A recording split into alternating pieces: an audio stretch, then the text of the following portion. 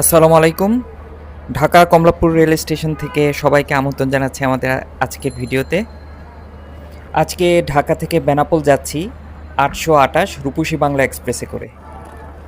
আমরা অনেকেই জানি না কমলাপুর রেল স্টেশনে শহরতলি প্ল্যাটফর্ম নামে একটি প্ল্যাটফর্ম আছে। অন্তত আমি নিজে জানতাম না। আর এই রূপসী বাংলা এক্সপ্রেস শহরতলি প্ল্যাটফর্ম থেকেই বেনাপোলের উদ্দেশ্যে ছেড়ে যায়। আমরা এখন শহরতলি প্ল্যাটফর্মের প্রবেশপথে আছি। আমার কাছে আকার আয়তনে প্রধান প্ল্যাটফর্মের চেয়ে এই প্ল্যাটফর্মটাকে কেন জানি একটু বড় মনে হলো। মনিটরে দেখতে পাচ্ছি রূপসী বাংলা এক্সপ্রেস ছেড়ে যাবে সঠিক সময়ে।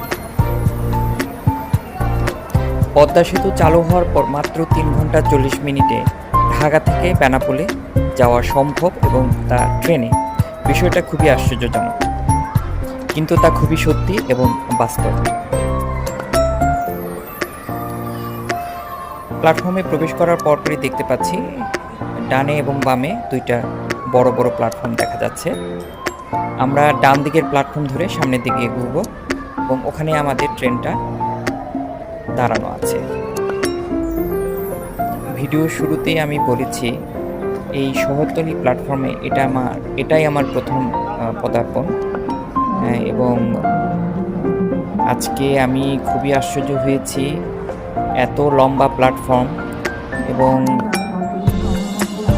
পরিষ্কার পরিচ্ছন্নতা, লোকজনের চাপ, যাত্রীর চাপ সব কিছু বিচার বিবেচনা করে আমার কাছে খুবই আশ্চর্য লাগছে।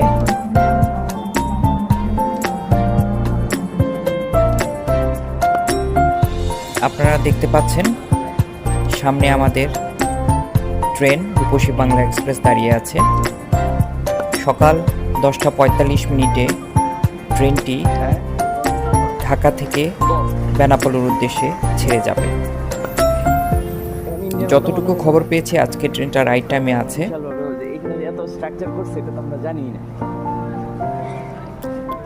আপনাদের অবগতির জন্য জানাচ্ছি, ভিডিওটা অ্যাকচুয়ালি গত শীতের সময় করা, কিন্তু ব্যস্ততার কারণে আপলোড করা হয়নি। আজকে একটু সময় পেলাম, এই জন্য আপলোড দিচ্ছি। আপনারা দেখতে পাচ্ছেন খুবই চমৎকার প্ল্যাটফর্ম। এটা হচ্ছে পাওয়ার কার।